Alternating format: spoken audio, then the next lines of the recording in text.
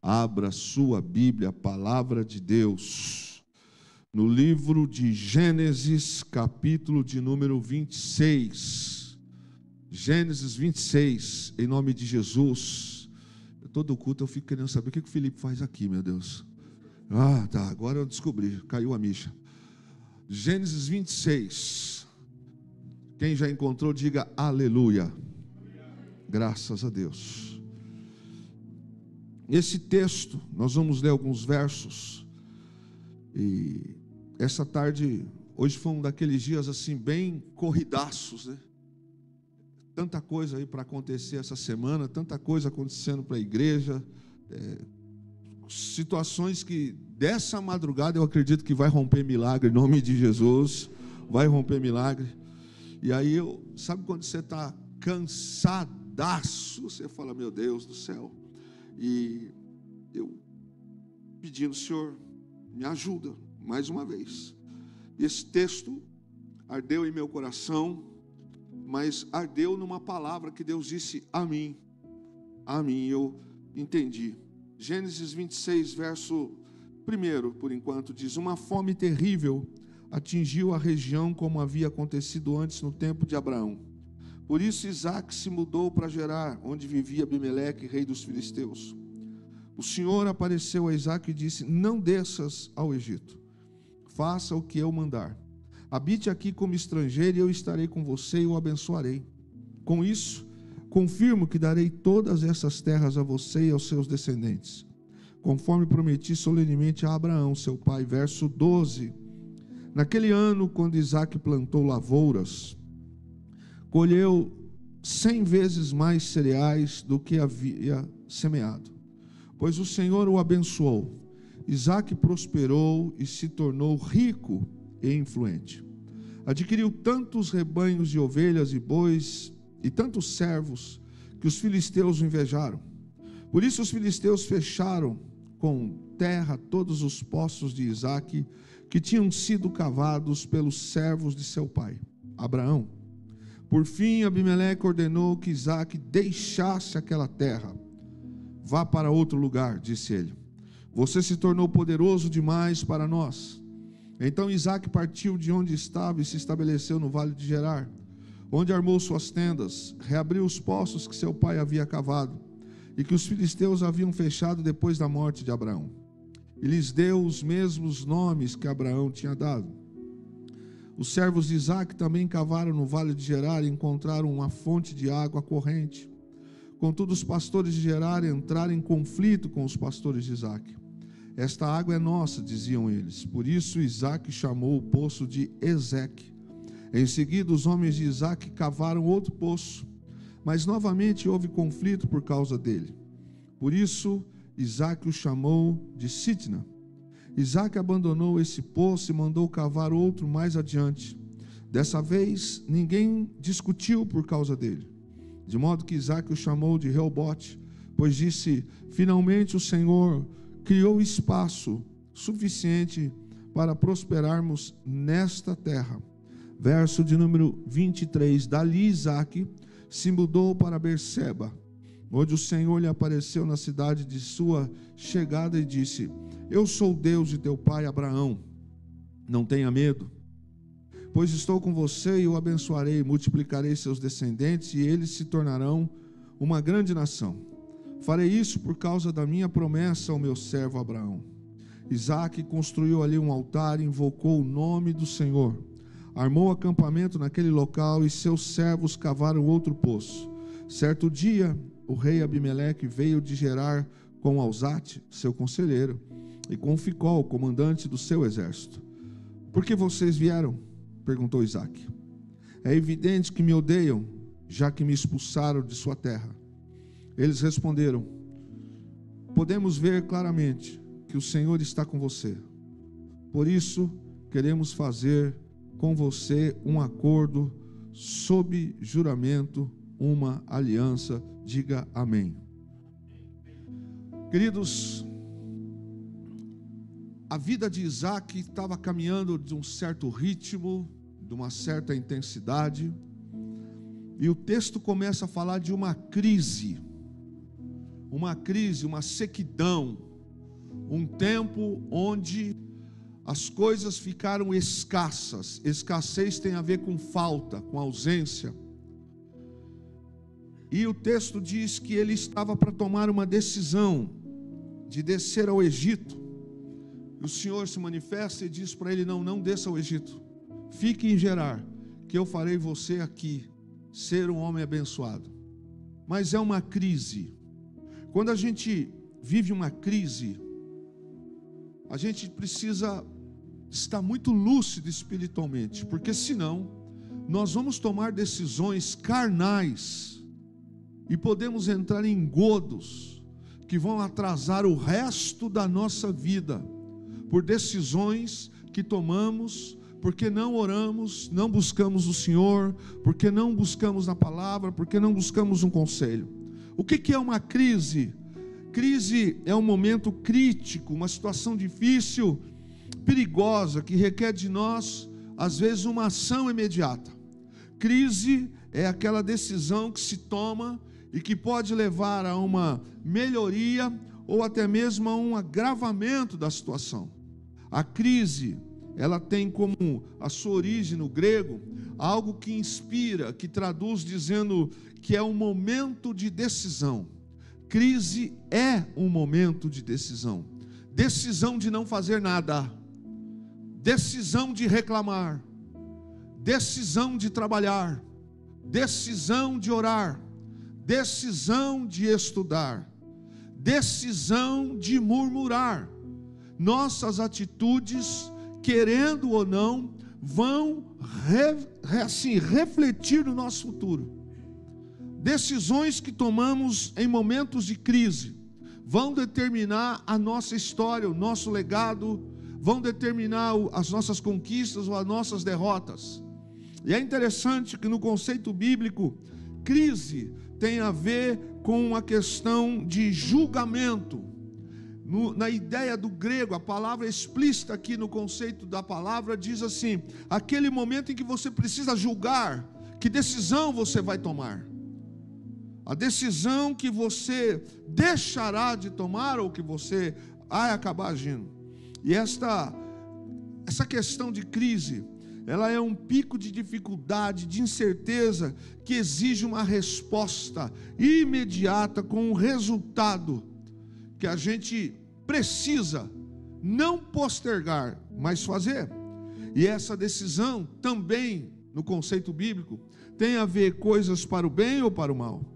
E essas crises, ou a crise, elas servem como oportunidades para que nós cresçamos na fé e venhamos a vivenciar, trazer para a nossa vida a dependência de Deus. No conceito bíblico, crise é isso, mas também ainda, crise pode ser um momento de perigo, pode ser um momento de enfraquecimento, de alguém que deveria se ligar com Deus, mas foi se ligar com quem não é de Deus.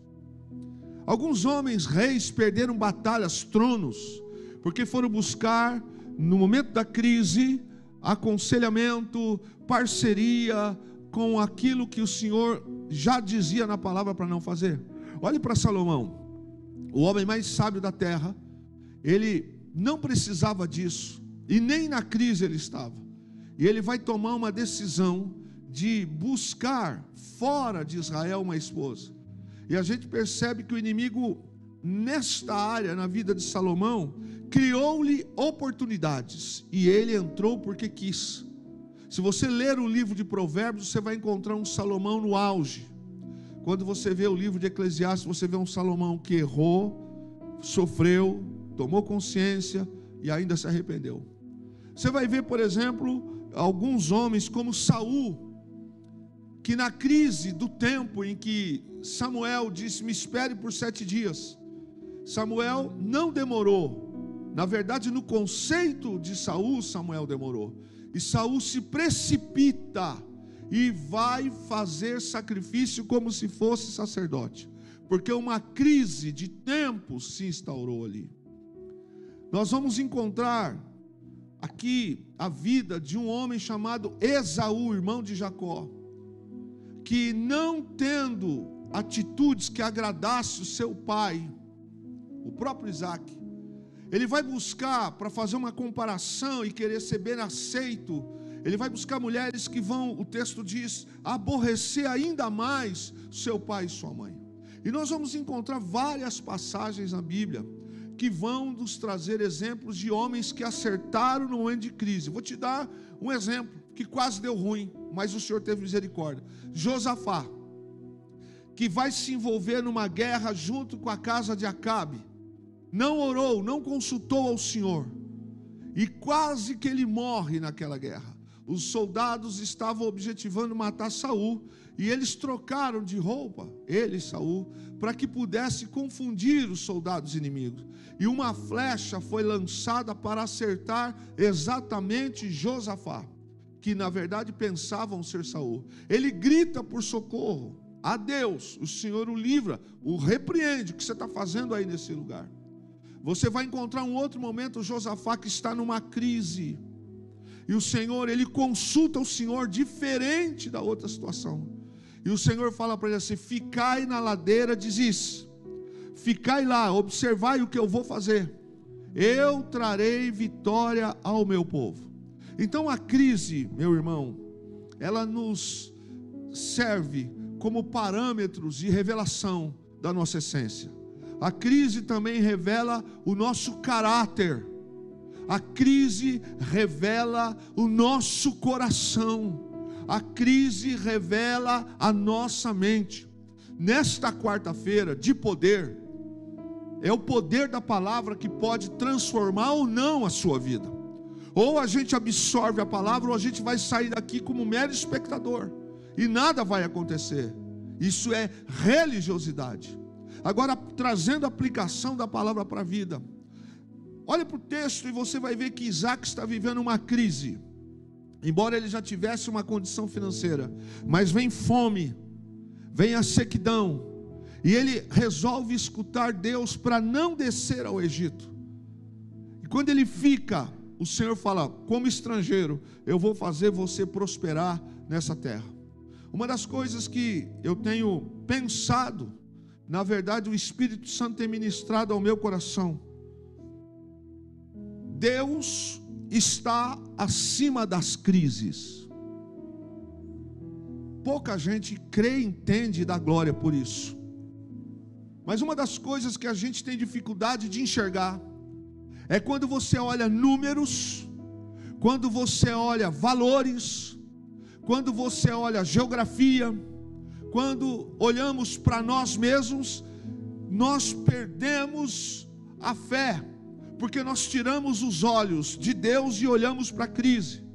Mas o que Deus começa a falar com todos esta noite, principalmente a mim, é que Deus está acima das crises. Crises para Deus não é nada. Para Deus, crises geram oportunidade dele agir em nós. Enquanto tudo vai bem, tudo está tranquilo, a gente confia na força da gente, sim ou não? Tem a saúde perfeita, os negócios vão bem, tudo certo em casa, no trabalho. Poucos são os que fazem altar no momento que está tudo bem. E a gente vai aprender que altar a gente faz mesmo quando as coisas não estão bem, porque altar é sacrifício, é sinal de sacrifício a Deus. Deus não tem problema nenhum com as crises. As crises, nós pegamos e visualizamos isso, elas geram oportunidades de Deus agir em nós. As pessoas estão abandonando, as pessoas estão zombando, as portas estão fechadas, mas você tem uma palavra de Deus dizendo: eu estarei convosco todos os dias da sua vida, e você se assegura nessa palavra. Deus levanta alguém de fé, profeta mesmo, e diz assim: ó, o Senhor assim te diz. Como agora há pouco o pastor Luiz falou sobre ofertas aqui, de alguém que disse: olha, você tem casa? Não, vou te darei uma casa. E Deus confirmou na vida daquela pessoa. Queridos, para Deus, crises são momentos em que Ele vai gerar oportunidade de agir em nós.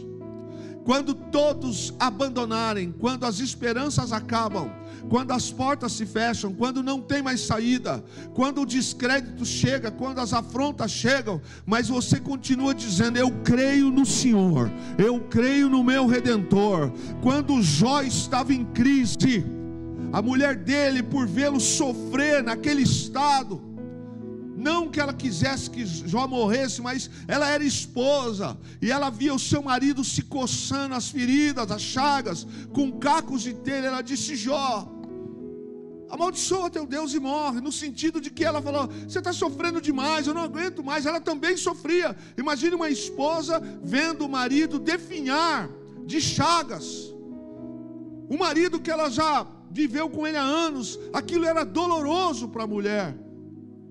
E Jó está vivendo uma crise, e aí ele diz assim: no meio da crise, eu recebi o bem que veio de Deus. Quando o mal chega, eu não aceito. Ele disse: eu vim nu e vou voltar nu. Declarações, comportamentos, grave isso, vou repetir: declarações, comportamentos, atitudes em crise são sinalizadores do meu caráter espiritual. Decisões, os comportamentos que nós tomamos, as atitudes que nós tomamos no meio de uma crise, sinalizam se nós vamos vencer ou se nós vamos ser derrotados. Porque as nossas atitudes e comportamentos, eles vão sinalizar para que lado eu vou caminhar.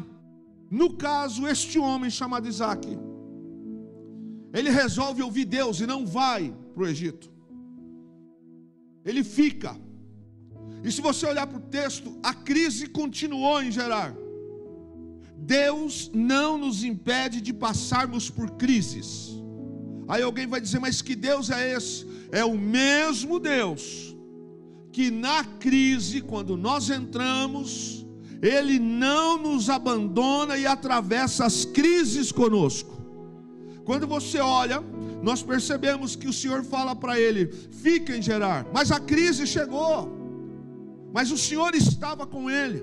Lembra que eu disse há um segundo atrás que atitude revela, sinaliza para onde vamos, o que será de nós?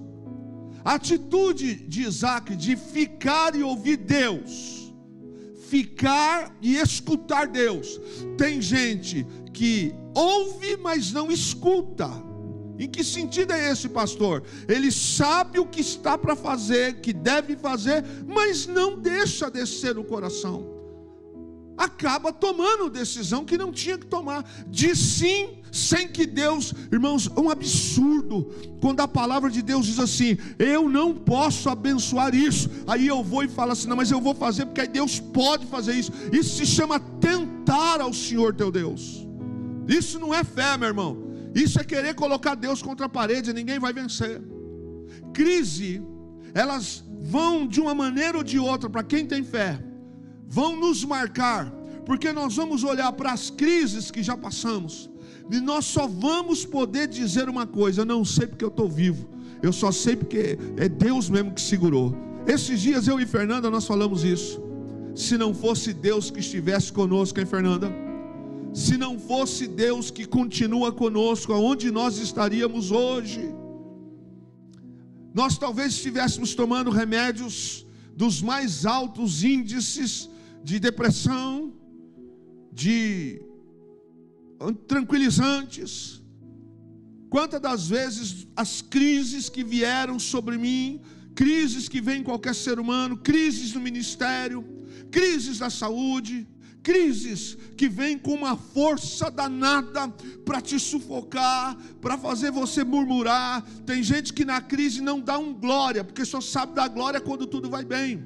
Mas escute o que Deus fez com Isaac. Deus disse para ele: fica em Gerar, na crise, mas eu vou te abençoar na crise. E o texto que você leu comigo diz que enquanto todos passavam necessidades, enquanto a sequidão acontecia, tudo o que Isaac plantava dava quantas vezes mais? 100 vezes mais, porque quem permanece na crise com Deus, por Deus não é abandonado, por Deus não é traído, por Deus não é decepcionado. Meu irmão, o teu vizinho pode não colher, o da esquerda pode não colher, o da frente pode não colher, mas a tua casa vai frutificar, a tua casa vai dar a boa semente, a tua família vai comer, vai beber, vai descansar no Senhor. Ah, pastor, o quilo do café está R$50. Não vai faltar café na tua mesa, não vai faltar leite na tua mesa. Agora a gente vai entender no texto que ficar esperando assim, olhando para cima não leva a nada. Precisa trabalhar. Trabalho nunca matou ninguém, no sentido de ir trabalhar. Ficar em casa de braço cruzado esperando também não vai resolver. Aliás, a Bíblia condena o preguiçoso e a preguiçosa. Diz a palavra. Esta crise que Isaac está vivendo, fica claro que Deus não nos abandona quando nós estamos atravessando em crise. Quem aqui já passou por crise e achou que ia acabar, que ia dar ruim? Quem já pensou que era o seu fim durante uma crise? Levante sua mão aí, querido. Oh, meu irmão, só você e Deus sabe, hein? Só você e Deus sabe. Crises, são nas crises que temos oportunidades em revelar se existe ou não fé em nós. É na crise que nasce, surge, brota oportunidade. Ninguém deixa de revelar se existe fé ou não no meio de uma crise. No meio de uma crise, alguns falam assim: esperei até agora, meu irmão, não deu certo, desculpa, mas eu vou fazer do meu jeito. Nosso jeito sempre dá errado, o jeito de Deus sempre dá certo. Na crise a gente aprende que a crise gera revelação. Diga, a crise gera revelação. Revelação se eu tenho fé ou não. Cantar aqui em cima, tocar, estar na porta, pregar, dar aula, é algo extraordinário. Aliás, é uma honra trabalhar e servir no reino. Mas quando a crise chega, quando a crise vem, quais são as nossas atitudes mediante as crises? Quais são? Que atitudes nós tomamos quando chega uma notícia ruim de saúde, de um desemprego, de um problema com o filho, com o neto, com o casamento, com um problema contratual, problema no trabalho? Qual a atitude que nós tomamos? Porque as crises só tem dois tipos de revelação que ela pode trazer: existência ou não existência de fé. Crise também é nela que se revela o nível de fé. O nível. Tem fé. Tá. Nossa, mas isso aí é coisa para louco, né? Não, isso aí está sonhando alto. Não, isso aí já é demais. Como se para Deus abrir o Mar Vermelho foi problema. Como se para Deus abrir o Rio Jordão foi problema. Como se para Deus fazer cair pão do céu fosse problema. Então escreve isso na tábua do teu coração. A crise revela o nível de fé. Se eu tenho 5, 10, 15, 20%. Quer um exemplo bíblico? Eliseu estava para morrer.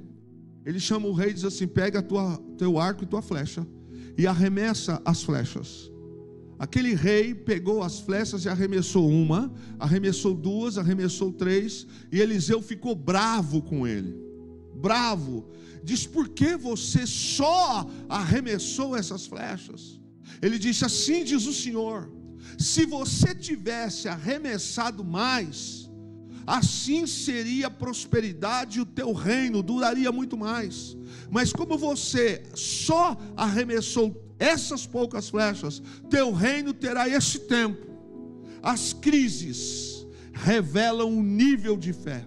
Sabe, irmãos, eu tenho a impressão bíblica que quando a gente está passando por uma crise, os demônios ficam próximos tentando nos assistir, porque a Bíblia diz que eles andam ao nosso derredor buscando a quem possa tragar. Agora ele vai gritar, agora vai sair um palavrão, agora vai reclamar, agora vai murmurar, porque a crise normalmente sai murmuração, sai reclamação, blasfêmia, hipocrisia, heresia. A crise revela nível de fé, não tem jeito. É durante uma crise que nós vamos mostrar, primeiro, se temos fé. Se não temos, também ela vai mostrar, e também vai mostrar o nível. Como é que é? É para pisar nas águas. Eu fico nesse texto de Josué, quando ele fala assim para o povo: santificai-vos, porque amanhã o Senhor fará maravilha no meio de vós. E aí a palavra era para os sacerdotes: olha, amanhã vocês vão pegar a arca da aliança, colocar nos ombros e vão atravessar o Jordão. Como atravessar o Jordão, que dava uma extensão de quase 3 quilômetros, os vales do Jordão eram largos no meio da cheia. Ninguém sabia onde é que estava mais o rio Jordão, porque a água transbordou e ela veio. Mas a palavra do Senhor no meio da crise foi: você só pisa, abrir é comigo. E aqueles homens pisaram nas águas, e quando eles pisam, quando eles caminham, eles estão demonstrando fé.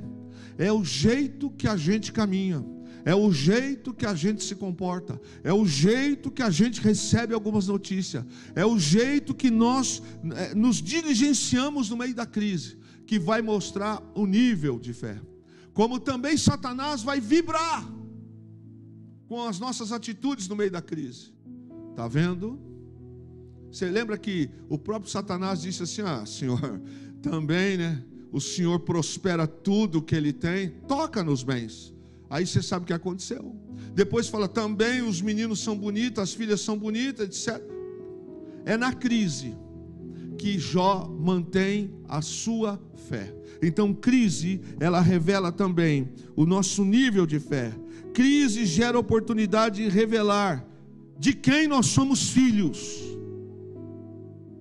A crise revela a nossa filiação, porque filho de Deus acredita em Deus. Quem é carnal vai tomar atitude carnal. Quem é do mal vai tomar atitude por Satanás, pelo diabo. Vai seguir o curso desse mundo. Mas se eu não fizer eu vou perder o emprego. Mas todo mundo faz. Mas você não é todo mundo, filho de Deus. A crise vai revelar a tua filiação. Sabe como é que é? A crise vai revelar. Revela quem você tem como pai. Quem é teu pai na crise? A crise mostra em quem eu estou ligado, aonde está a minha confiança. A crise nos leva a identificar aonde nós estamos centrados. Então, crise revela filiação. Meu irmão, esse cara estava dentro da igreja o tempo todo, foi só terminar o relacionamento, o cara meteu o pé, foi para o mundão, está bebendo, está saindo, está fazendo um monte de coisa. Poxa, mas ele não estava outro dia com a gente? Pois ele estava.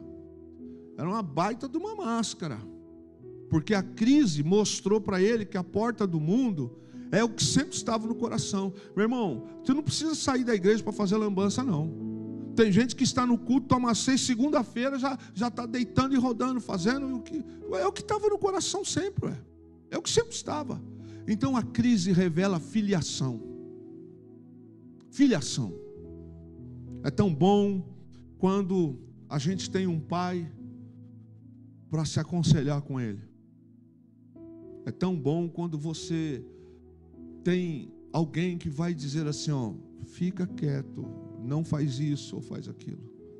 Eu me lembro que uma certa vez eu fui tomar uma decisão na minha vida. Eu ia cometer uma baita de uma besteira entre os parentes, por uma injustiça que fizeram comigo, financeira. E eu troquei de roupa, eu ia tomar uma decisão. Meu pai disse: onde você vai? Eu falei: pai, eu vou fazer isso, isso, isso. Ele falou: não faz, filho. Não, pai, mas ele é folgado. Eu falei: não faz, filho, faz não. Deixa que Deus acerta as contas com ele. Eu falei: pai, mas eu estou me sentindo usado. Ele fez isso, fez isso. Eu falei: tudo bem, mas você tem Deus na sua vida. Sabe, irmãos, aquela época que meu pai falou isso para mim, parecia impossível prosperar.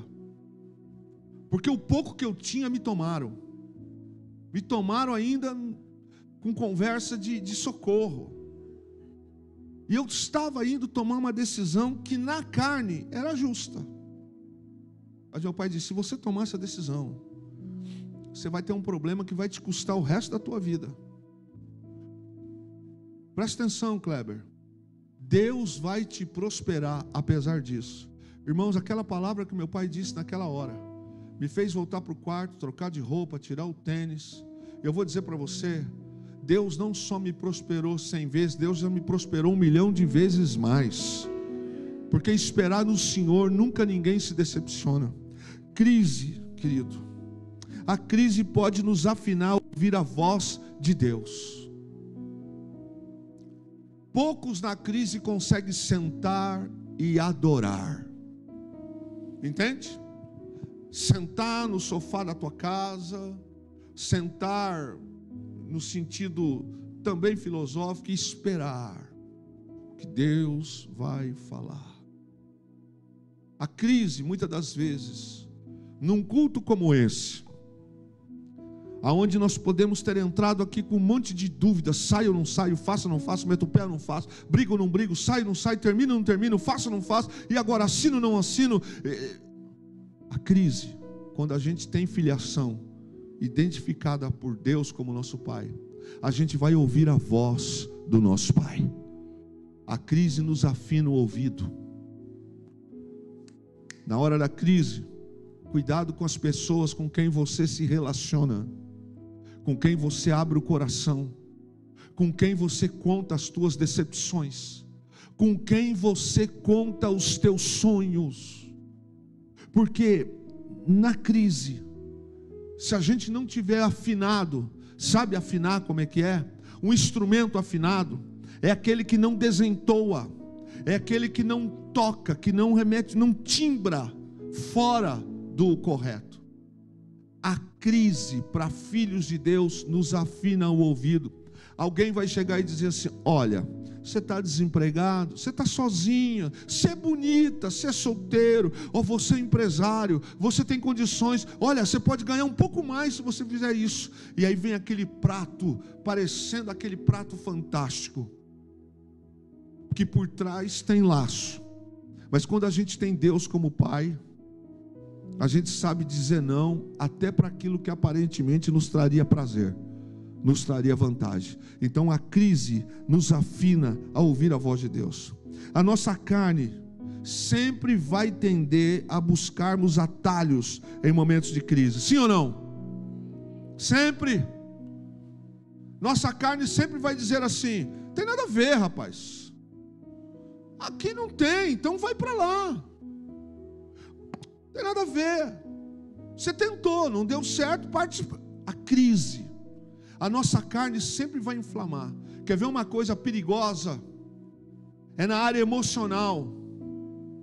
Quando você está passando por um momento de crise emocional, seja solteiro, casado, viúva, divorciado, o que for, aquela crise, seja o nível que for e tipo que for, aonde de repente vai surgir um atalho, embrulhado numa fita grande, bonita de vermelho, aquela coisa fantástica, cheiroso, cheirosa, salvador da pátria, solução dos meus problemas, é o emprego que eu queria, é o genro que mamãe queria, é a nora que papai queria, ou era tudo que eu queria, é a casa que eu queria, só que não ouviu Deus dizer: ei, não ouviu. E quando não se ouve Deus, o inimigo sabe como plantar, porque a crise, se a gente não estiver em Deus, vai aparecer atalho. Vai aparecer. Eu já recebi convites para atalho há uns 14, 15 anos atrás. Você faz isso, sai do Brasil, faz isso, daqui a pouco você volta e resolve isso aqui. Eu disse: não, Deus não é Deus do jeitinho, não. Deus é Deus que quando Ele fala, Ele cumpre. Se Ele falou, Ele vai cumprir. Na obediência a Deus não tem nenhum problema de nos abençoar, ainda que a gente esteja rodeado de inimigo. Amém ou não amém? Pastor, como? Isaac ficou em Gerar, na terra de Abimeleque, um povo que tinha inveja, um povo que não gostava dele. Deus fez Isaac prosperar na obediência. Grave isso: na obediência Deus prosperou Isaac, rodeado de inimigos. Irmãos, Deus, escute isso, não tem problema de abençoar você quando tem um monte de leões ao teu lado. Prove para mim. Vou te dar um exemplo tácito. Daniel na cova dos leões. Era para os leões terem devorado ele? Sim. As pessoas que estavam ao redor esperavam um show? Sim. Deus não teve problema de abençoar Daniel naquele momento rodeado de inimigos. Aqui o texto diz que Deus não teve problema de abençoar Isaac, mesmo rodeado de inimigos. Entenda que crise, eu tenho vivido isso há alguns anos. Crise revela amigos, mas também revela covardes. Eu vou repetir: crises revelam amigos, mas também revelam covardes. Estamos juntos, é nós. Conte comigo, pastorzão. Ô irmã, estamos juntos. Meu nome está lá, hein? Pode contar, dia tal eu estou lá. Ô fulano, estamos juntos, é nós. Opa, vamos seguir, vamos fazer. Até o momento em que chegou uma crise na sua casa, e a sua promessa, a sua palavra caiu. Por quê? Porque a crise, ela traz revelações. E uma das coisas que a crise vai trazer é amigos, a revelação de amigos, ou a revelação de covardes. Eu tinha uma tia chamada Odila, e minha tia foi a primeira mulher negra na cidade de Lorena, na década de 50, que conseguiu formar-se em algumas universidades, e entrou naquela época na política.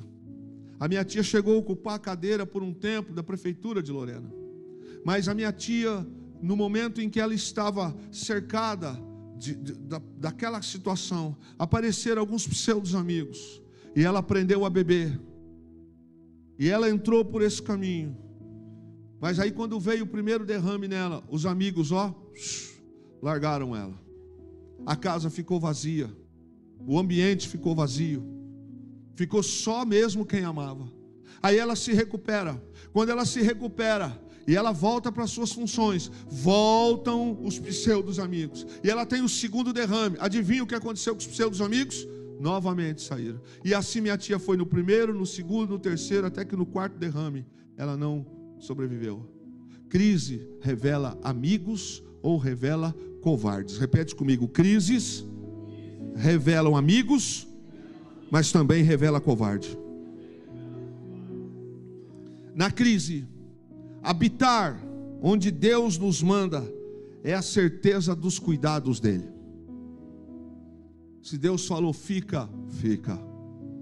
Se Deus falou levanta a tenda, levanta a tenda. Se Deus disser para você não vá, não vá. Não faça, não faça. Mas todo mundo fez, todo mundo assinou. Escute bem: Deus, quando Ele está conosco, aonde eu habitar com a palavra dEle, Deus vai cuidar de mim, Deus vai cuidar de você. Aonde você estiver, na obediência, Deus te cercará com os seus anjos, Deus te cercará com a prosperidade, Deus te cercará com a saúde, Deus levantará pessoas, sejam ímpias ou da fé, para serem canais de bênção na tua vida, na tua vida. Crises geram oportunidade de refletirmos ao mundo a graça de Deus em nós.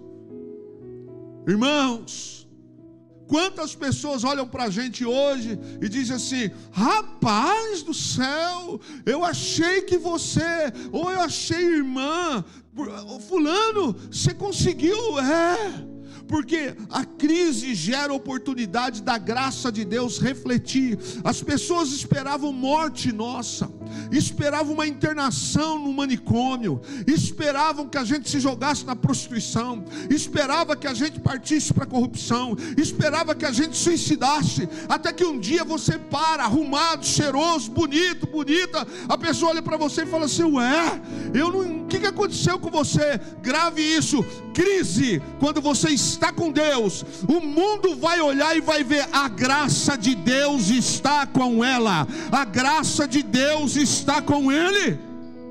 Essa cirurgia demorava 8 meses a recuperação. Como que você está em 1 mês andando? Deus faz milagre. Agora mesmo Deus está fazendo alguns milagres. Meu irmão, você se formou agora, você não aceitou aquela proposta que fulano ofereceu, você foi boba, foi bobo, mas você manteve a sua integridade, manteve a sua postura, você manteve a sua fé. Parecia que não ia dar certo, o seu futuro parecia duvidoso, mas você disse: eu vou continuar crendo que Deus vai me sustentar. Aí um dia as coisas mudam no tempo de Deus, e quem olha diz assim: mas como que pode? Crise revela graça de Deus em você para os outros. As pessoas normalmente vão dizer assim: uau, fulano que teve um grau menor não aguentou, fulano por muito menos fez isso, como é que você aguentou? Na verdade eu não aguentei, mas Deus caminhou comigo, Deus me deu vitória, Deus me deu graça. Como é que você não foi parar no manicômio? Por causa da graça. Então crise revela em nós a graça de Deus. Nunca desperdice a oportunidade de construir um altar ao Senhor, mesmo na crise. O que é construir um altar para Deus?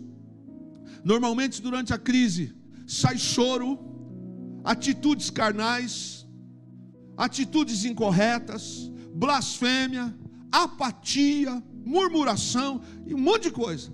Mas é muito difícil numa crise alguém fazer assim: quero fazer um culto lá em casa de ação de graça. Do quê? Por estar vivo. Como assim um negócio? Eu quero fazer.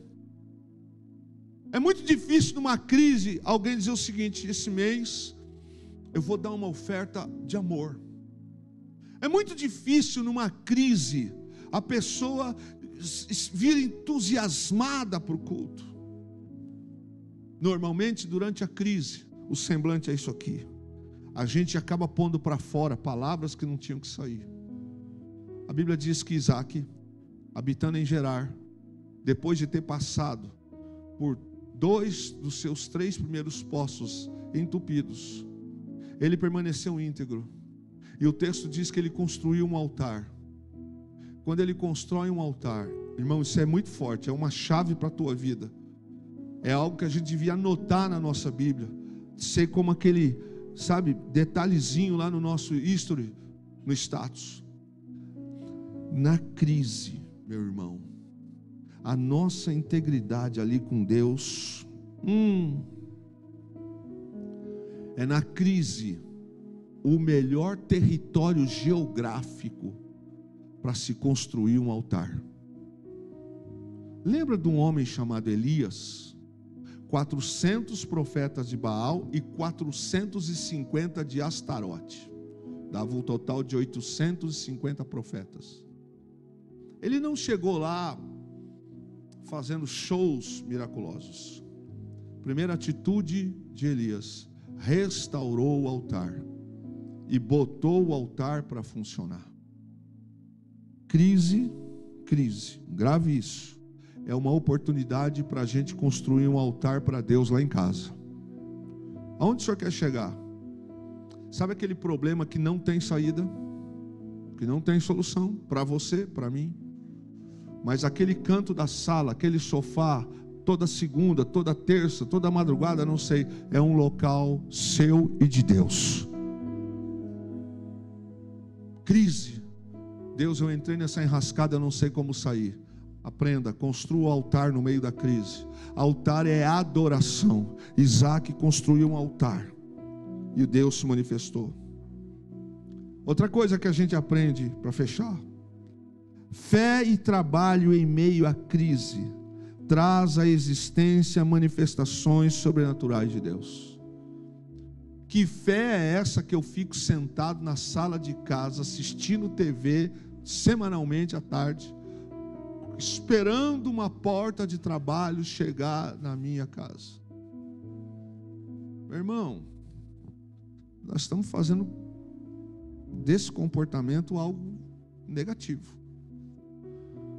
Quando o Senhor disse para Josué: você vai colocar esse povo na terra. Quem está lembrado desse texto? Aí ele disse: esforça-te, tem bom ânimo, que eu serei contigo. A crise, a gente vai revelar Deus ou não revelar. Mas na crise, eu não devo cruzar os meus braços. Tudo que vier ao teu alcance, faça. Tudo que for lícito, tudo que for legal, tudo que for moral, tudo que for bíblico, tudo que depender do homem. Senhor, eu estou fazendo isto. Mas você vai sair para vender banana na rua? Sim, eu estou nessa situação. A mulher estava vendendo pano de prato no semáforo e Deus deu uma casa para ela. A crise, grave isso. Não desperdice a crise. Trabalhe mais. Seja mais disciplinado. Reavalie as tuas posturas. Reavalie a sua personalidade. É o melhor momento para a gente se aquebrantar. Porque quando tudo está bem, a gente é soberbo. Não preciso, na hora que eu quiser. Não, eu tenho propósito. Não, se eu quiser. É mesmo? Tem gente que Deus colocou em algumas crises, mas o narizinho continua assim, ó. A crise é para fazer a gente se aproximar mais da dependência dele. Você acha que se a mulher do lar tiver com dor de cabeça, tiver com cólica, tiver com problema, se ela não lavar, se ela não cozinhar, se ela não fizer, alguém vai fazer? Você que é pai, você que é homem na essência, tem coisas que não adianta você ficar deitado na cama apesar da crise. É coisa de homem. E resolver algumas coisas é coisa de homem. Mas eu não consegui aqui. Meu irmão, busque. A Bíblia diz: quem tem falta de sabedoria, peça a Deus. Consulte a Deus para ver se algumas decisões que você está tomando na vida está sendo prosperidade na sua vida, ou está sendo uma armadilha do diabo. Está te roubando tempo, te roubando a comunhão, te roubando o altar, te roubando a adoração. Tudo aquilo que te afasta de Deus não pode ser bênção. Escreva isso: tudo que te afasta do altar não pode ser bênção. Crise. Meu irmão, a gente trabalha, a gente soa a camisa, a gente corre atrás. Ué, mas agora que não tem, por exemplo, não tem, mas se eu ficar aqui em casa sentado, não vai surgir a oportunidade. Deus pode até mandar, mas Deus também está me observando as minhas atitudes. Então, na crise, nós precisamos, para viver o sobrenatural, fazer a parte que cabe ao homem fazer. Amém ou não amém? Eu quero o Senhor. Deus falou, mas o que você está fazendo? É como alguém que quer prestar um concurso público, mas não estuda. Pastor, o senhor ora por mim? Para alguns eu disse: estudou? Não, então não vou orar, meu irmão. Não, vou cometer loucura de tentar Deus. Vai estar preguiçoso, ficou o tempo todo aí. Agora você quer que eu ore para... Agora Deus é injusto, né? O ímpio que estudou um ano, que se absteve tanta coisa, porque você canta aqui dentro, só porque você canta, então eu vou orar e Deus vai te fazer passar. Que justiça há em Deus disso? Negativo. Palavra do Senhor, repito: esforça-te, tem bom ânimo, que eu serei contigo. Crise.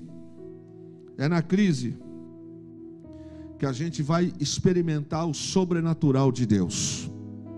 Mas a gente precisa trabalhar. Poucos acreditam nisso. Poucos acreditam nisso. Eu não sei se vocês conhecem a história, eu vou falar porque é público, inclusive está no Google, se você procurar, você vai achar. A mãe da irmã Elisângela, a irmã Giovana, tem uma história dela que foi matéria muitos anos atrás. Não lembro se foi num jornal grande, não lembro. Talvez o Alex saiba, mas a Elisângela sabe. Porque o dia que eu sentei com a irmã Giovana, ela me contou essa história. Pois eu sentei com a Elisângela, ela falou, eu fui consultar. E realmente está, você vai achar. A mãe da irmã Elisângela e o pai perderam a casa de uma maneira desonesta que fizeram em tal lugar. Perderam a casa. E o marido precisou ir trabalhar longe em outro lugar. Muito longe, muito longe. E a irmã Giovana foi morar onde? Não tinha onde morar, perderam a casa. Ela e um monte de gente daquele vilarejo. Sobrou uma caverna no meio do morro para ela morar. Era o que tinha. Sem energia, sem saneamento. Era isso. E aí um dia as crianças estavam sem ter o que comer. Imagine, morando no meio do mato, no morro, numa caverna. Essa mulher está viva, de vez em quando ela vem aqui. E ela disse que ela saiu para fazer alguma coisa, para arrumar alguma coisa o que fazer, para poder colocar comida na boca dos filhos.